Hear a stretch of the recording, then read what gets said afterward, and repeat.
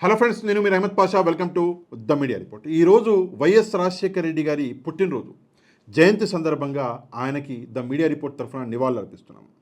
రాజశేఖర రెడ్డి ఈ పేరు క్రెడిబిలిటీకి మారుపేరు. రాజకీయాలలో విశ్వసనీయత అన్న కాన్సెప్ట్ని తీసుకొచ్చిందే రాజశేఖర రెడ్డి గారు. రాజకీయ నాయకుడికి విశ్వసనీయత ఉంటే ఆ రాజకీయ నాయకుడు ఎప్పుడూ ఓడిపోడు, ఎప్పుడూ ప్రజల గుండెల్లోనే ఉంటాడు అని చెప్పేసి నిరూపించిన నాయకుడు రాజశేఖర రెడ్డి గారు. రెండు తెలుగు రాష్ట్రాల్లో, తెలంగాణ అటు ఆంధ్రప్రదేశ్, రెండు తెలుగు రాష్ట్రాల్లో కూడా ప్రజలు రాజశేఖర రెడ్డి గారిని గుండెలలో పెట్టుకున్నారు. ఈవెన్ కొంతమంది అయితే వాళ్ళ ఇండ్లలో ఉన్న గుడి ఏదైతే ఉంటుందో, ఒక రూమ్ గుడిగా పెట్టుకుంటాం కదా మనము, ఆ రూములో గుడిలో దేవుడి చిత్రపటం పక్కన రాజశేఖర రెడ్డి గారి పటం పెట్టి దేవుడితో పాటు రాజశేఖర రెడ్డి గారిని కూడా పూజిస్తున్న ప్రజలు ఉన్నారు. అంతగా ఆయన్ని అభిమానించారు. ఎందుకు ఆయనని అంతగా అభిమానించారు అంటే దానికి చాలా కారణాలు ఉన్నాయి. మీ అందరికీ తెలుసు, నేను కూడా కొన్ని కారణాలు ఈరోజు చెప్పడానికి ప్రయత్నిస్తాను. కాకపోతే మనం అంతగా ఆరాధించే, అంతగా ఇష్టపడే, అంతగా ప్రేమించే రాజశేఖర రెడ్డి గారి గురించి మనకంతా తెలుసా?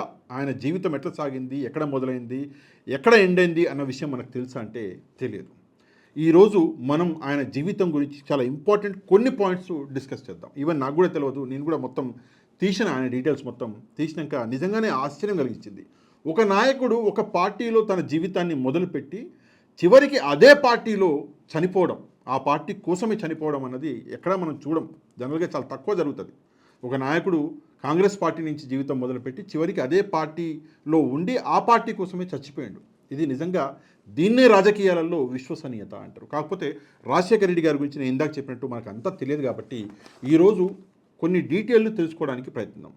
ఆయన 1949లో జూలై 8 రోజు పులివెందులలో పుట్టడం జరిగింది. అప్పుడు పులివెందుల ఆంధ్రప్రదేశ్లో భాగం కాదు, అప్పుడు మద్రాస్ స్టేట్లో ఉండే పులివెందుల. ఎందుకంటే అప్పటికి డివిజన్ ఇంకా జరగలేదు కాబట్టి మద్రాసులో ఉండే.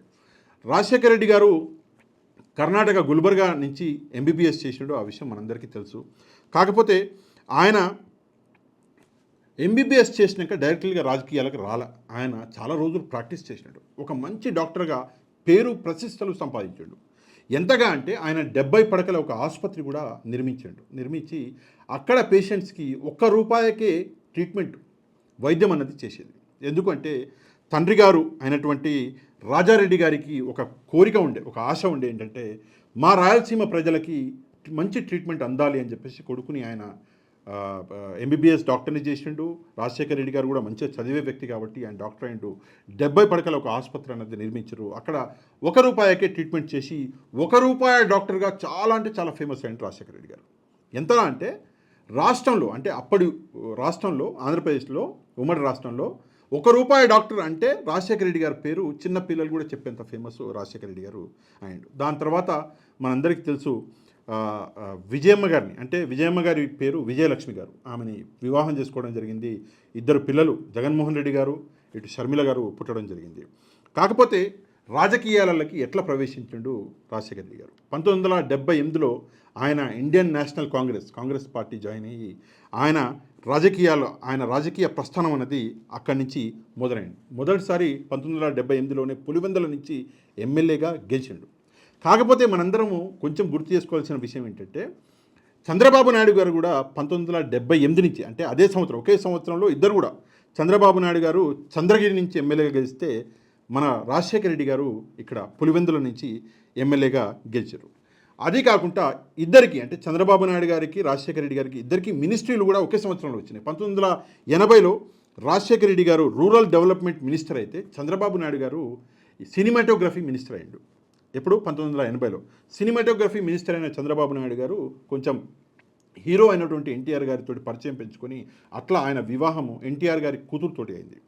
కాకపోతే రూరల్ డెవలప్మెంట్ మినిస్టర్ 1980లో అయిండు రాజశేఖర రెడ్డి గారు. దాని తర్వాత 82లో ఆయన మినిస్ట్రీని చేంజ్ చేసి, ఎందుకంటే ఈయన చదువుకున్నవాడు, డాక్టర్ కాబట్టి ఆయనకి ఎడ్యుకేషన్ మినిస్టర్ అన్నది ఇచ్చారు. అక్కడి నుంచి రాజశేఖర రెడ్డి గారి రాజకీయ ప్రస్థానం అన్నది మొదలైంది. నిజంగా ఆయన ప్రస్థానం చూస్తే, ఎందుకంటే ఈ ప్రస్థానం కేవలం 3 దశాబ్దాలు మనం చూసుకుంటే 78 నుంచి 2009 3 దశాబ్దాల పైచిలు ప్రస్థానం. కాకపోతే నిజంగా చదువుతుంటే ఆశ్చర్యం కలిగించే ప్రస్థానం. ఇక్కడ చూడండి, ఆంధ్రప్రదేశ్లో మొత్తం ఆయన 6 సార్లు శాసనసభ్యుడు, అంటే ఎమ్మెల్యేగా ఆయన ఉన్నాడు. ఆశ్చర్యం కలిగించే విషయము, 6 సార్లు ఎమ్మెల్యేగా ఉన్నాడు, 4 సార్లు ఎంపీగా ఉన్నాడు. ఇక మొత్తం డేటా నేను మీకు చెప్తా. 6 సార్లు ఎమ్మెల్యేగా ఏ సంవత్సరాల్లో గెలిచిండు అంటే 1978లో, 83లో, 85లో, 99లో, 2004లో, 2009లో 6 సార్లు ఎమ్మెల్యేగా ఆయన గెలిచి దాని తర్వాత చాలా మినిస్ట్రీలు చేసిండు ఆయన. గ్రామీణాభివృద్ధి, వైద్యము, వైద్య ఆరోగ్యము, విద్యాశాఖ చాలా మినిస్ట్రీలు చేయడం జరిగింది. దాని తర్వాత ఎంపీగా పార్లమెంట్కి 4 సార్లు గెలిచిండు.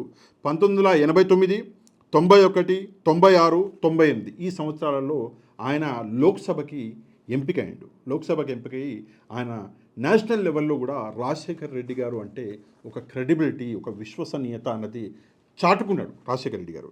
ఇక మనం ఇంకొంచెం డీటెయిల్లోకి వెళ్తే ఈ రెండే కాదు, అంటే ఎమ్మెల్యే ఎంపీగానే కాదు, ఆయన ఇక్కడ మనం చూసుకుంటే ఏపీ పిసిసి ప్రెసిడెంట్గా ఆయన 2 సార్లు చేసిండు. ఒకటి 83లో చేసిండు, రెండోది 98లో చేసిండు.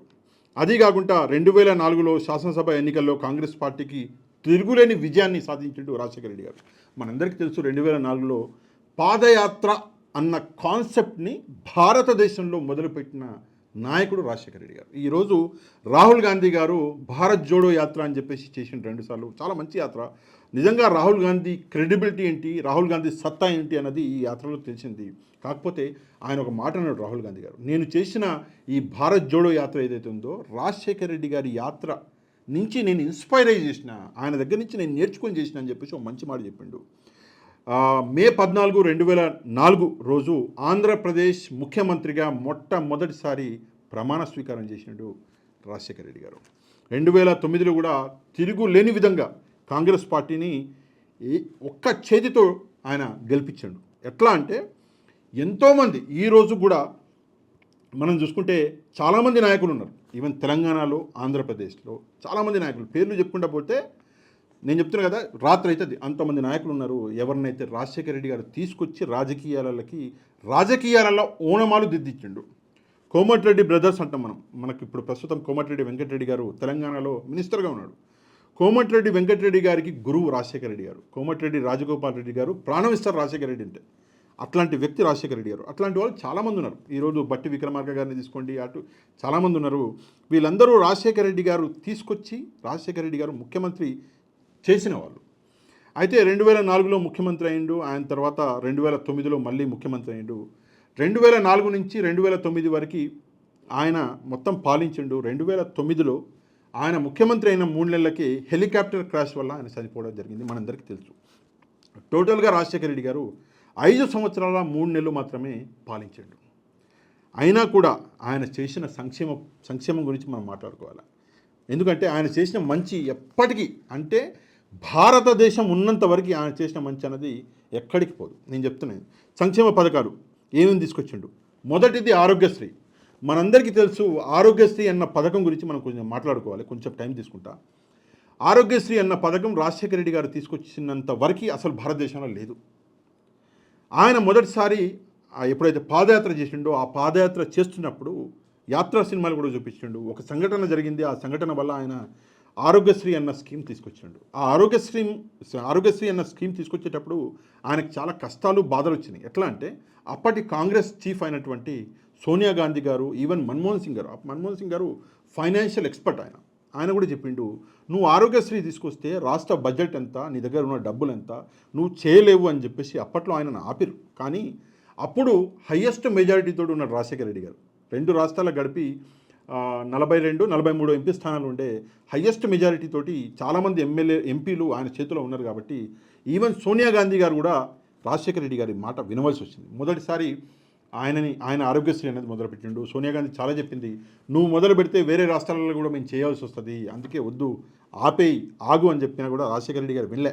ప్రజలకి నేను మాట ఇచ్చిన తర్వాత మడమ తిప్పేది లేదు, మాట అది లేదు, చేస్తున్నా అని చెప్పేసి క్లారిటీగా ఆయన రాజశేఖర రెడ్డి గారు చెప్పి ఆరోగ్యశ్రీ అనేది తీసుకొచ్చిండు. ఈరోజు కూడా కొన్ని వేల, ఈవెన్ లక్షల మంది హార్ట్ సర్జరీలు చేయించుకున్నారు 2004 నుంచి ఈ రోజు దానికి కూడా. ఈవెన్ ఈరోజు తెలంగాణలో 10 సంవత్సరాలు పాలించిన కేసీఆర్ గారు, బీఆర్ఎస్ పార్టీ కూడా అసెంబ్లీలో నిలబడి కేసీఆర్ గారు అన్నారు, రాజశేఖర రెడ్డి గారు తీసుకొచ్చిండు ఈ ఆరోగ్యశ్రీ, ఈ 108 అంబులెన్స్లు అని చెప్పేసి చాలా గర్వంగా కేసీఆర్ గారు కూడా చెప్పడం జరిగింది. చాలా మంచి స్కీమ్ అది.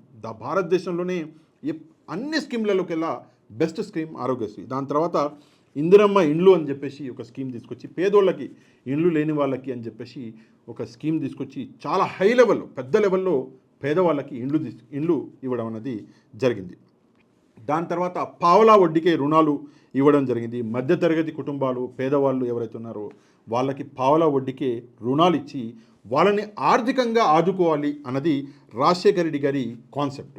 ఇక వ్యవసాయ సంస్కరణలు ఏమేం చేసిండు రాజశేఖర రెడ్డి గారు? రాజశేఖర రెడ్డి గారు అంటేనే వ్యవసాయం, ఆయనకున్న పేరే అది. ఏం చేసిండు అంటే ఉచిత విద్యుత్ సరఫరా. ఫస్ట్ టైం వ్యవసాయం చేసే వాళ్ళకి ఉచితంగా కరెంటు ఇవ్వాలి అన్న ఆ ఆలోచన అన్నది రాజశేఖర రెడ్డి గారికి వచ్చింది. ఇది చాలా ఇంపార్టెంట్ అండి. ఎందుకంటే మనందరికీ తెలుసు రైతన్నలు వాళ్ళు సంపాదించే సంపాదన ఎంత, కరెంటు బిల్లులు, ఎందుకంటే బోర్లు మోటార్లు ఉంటాయి కాబట్టి ఆ రైతన్నల మీద భారం పడకూడదు అన్న ఒక మంచి సదుద్దేశంతో రాజశేఖర రెడ్డి గారు రైతుల కోసం ఉచితంగా విద్యుత్ సరఫరా అన్నది ఇచ్చిండు. మేము విద్యుత్ ఫ్రీగా ఇస్తాము, మీరు సంపాదించండి, మీరు మంచిగా ధాన్యం పండించండి అని చెప్పేసి రైతులకి తోడుగా నిలబడ్డాడు రాజశేఖర రెడ్డి గారు.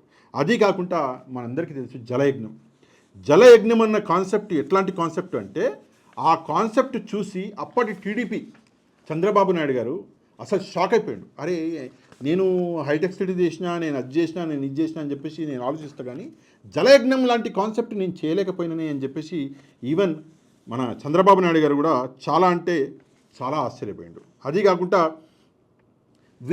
విద్యారంగంలో ఏం సంస్కరణలు తీసుకొచ్చిండు? Fee reimbursement. మనకు తెలుసు ఈరోజు ఫీజు రియంబర్స్మెంట్ ఆల్మోస్ట్ ఆల్ 2 రాష్ట్రాలలో కూడా నడుస్తుంది, కానీ అది ఆల్మోస్ట్ చచ్చిపోయింది. ఫీజు రియంబర్స్మెంట్ ఉందా అంటే ఉంది, పేరుకుంది, కానీ నిజంగానే వస్తుందా విద్యార్థులకి, అందుతుందా విద్యార్థుల తల్లిదండ్రులకి లేదా విద్యార్థుల కాలేజీలకి? లేదు, అందట్లేదు. ఫీజు రియంబర్స్మెంట్ చూసుకుంటే 3 నెలల బకాయిలు, 5 ఏళ్ళ చాలా ఉన్నాయి. కానీ రాజశేఖర రెడ్డి గారు ఉన్నప్పుడు ఫీజు రియంబర్స్మెంట్ అన్న కాన్సెప్ట్ తీసుకొచ్చి నా పేద పిల్లలు చదువుకోవాలి, నేను ఎంబీబీఎస్ డాక్టర్ అయినా నా పేదోడు కూడా, నా రాష్ట్రంలో ప్రతి ఒక్కడు ఎంబీబీఎస్ చదవాలి, ఇంజనీరింగ్ చదవాలి, పెద్ద పెద్ద చదువులు చదవాలి అని చెప్పేసి ఆలోచించిన ఒక మహోన్నతమైన వ్యక్తిత్వం ఉన్న మనిషి రాజశేఖర రెడ్డి గారు. Fee reimbursement. అది కాకుండా రాజీవ్ ఉద్యోగశ్రీ అని చెప్పేసి ఉద్యోగాలు లేని యువతకి ఉద్యోగాలు కల్పించడం అన్నది రాజశేఖర రెడ్డి గారు చేశారు. ఈవెన్ ఫీజు రియంబర్స్మెంట్ పెట్టి చదువులు మంచిగా చెప్పిస్తే ప్రయోజనం ఏముంది, చదువుకున్న తర్వాత వీళ్ళు సంపాదించుకోవాలి, ఉద్యోగాలు చేయాలి అని చెప్పేసి ఆలోచించిండు రాజశేఖర రెడ్డి గారు. ఇక దాని తర్వాత మనం చూసుకుంటే మౌలిక సదుపాయాల అభివృద్ధి. ఇక మౌలిక సదుపాయాలు మన అందరికీ తెలుసు, రోడ్లు, వంతెనలు రాజశేఖర రెడ్డి గారి హయాంలో. అసలు మనం హైదరాబాద్ గురించి మాట్లాడుకున్నా హైదరాబాద్ మొత్తాన్ని మార్చేసినాడు. ఈవెన్ మనం చూసుకుంటే ఇది ఫ్లైఓవర్ ఏదైతే కట్టినరో ఏది ఎయిర్పోర్ట్కి, అసలు హైదరాబాద్ రూపురేఖలే మారిపోయినాయి. ఇంత పెద్ద ఫ్లైఓవర్ ప్రపంచంలోనే ఎక్కడ ఉంది అంటే ఇది 2వ ఫ్లైఓవర్ అని చెప్పేసి అప్పట్లో అన్నారు, నాకు గుర్తుంది. ఇది 2వ ఫ్లైఓవర్, మొదటి ఫ్లైఓవర్ చైనాలో ఉంది, ఇది 2వ ఫ్లైఓవర్ అతి పెద్దది అని చెప్పేసి చెప్పడం జరిగింది.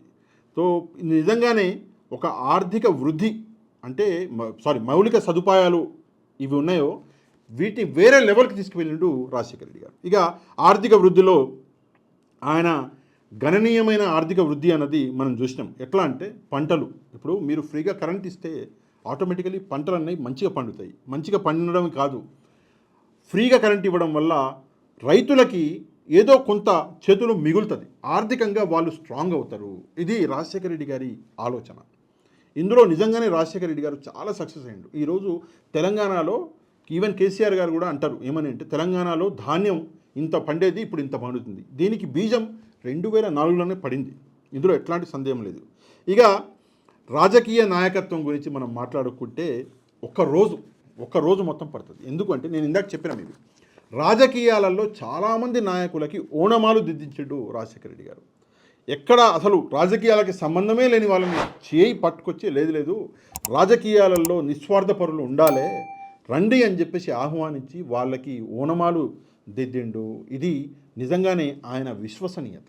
నేను ఇందాక చెప్పిన ఒక పార్టీలో జీవితం మొదలుపెట్టి అదే పార్టీ కోసం జీవితాన్ని మొత్తం అంతం చేసుకున్నాడు, చచ్చిపోయిండు అదే పార్టీ కోసం. మనందరికీ తెలుసు హెలికాప్టర్ క్రాష్లో ఆ రోజు సెప్టెంబర్ 2, 2009 ఆ రోజు నాకు ఎప్పటికీ గుర్తుంటుంది. టీవీ చూసుకుంటూ రోజు మొత్తం గడిపేసినాము, రాత్రి మొత్తం గడిపేసినాము, 2వ రోజు ఆ న్యూస్ అనేది వచ్చింది, మీకు కూడా గుర్తుండే ఉంటుంది. కాకపోతే ఈరోజు రాజశేఖర రెడ్డి గారిని గుర్తు చేసుకోవడానికి కారణం ఏంటి అంటే ఆయన జన్మదినం. కాకపోతే ఈరోజు రాజశేఖర రెడ్డి గారి గురించి ఏదో ఒక కొత్త పాయింట్, అంటే నాకు కూడా తెలియని పాయింట్ చాలా ఉండే ఇందులో, ఏదో ఒక కొత్త పాయింట్ మీకు కూడా తెలిసిందని చెప్పేసి నేను నమ్ముతున్నా. తప్పకుండా మీకు ఈ కంటెంట్ నచ్చితే మీరు ఈ వీడియోని వైరల్ చేయండి. దీనికి 2 దారులు: ఒకటి లైక్ చేయండి, రెండోది మీ వాట్సాప్ గ్రూప్లలో ఈ వీడియోని షేర్ చేయండి. కంటెంట్ నచ్చితే మన ఛానల్ని సబ్స్క్రైబ్ చేసుకోండి. నెక్స్ట్ వీడియోలో మళ్ళీ కలుద్దాం. అంతవరకు థ్యాంక్ యూ వెరీ మచ్. జై హింద్.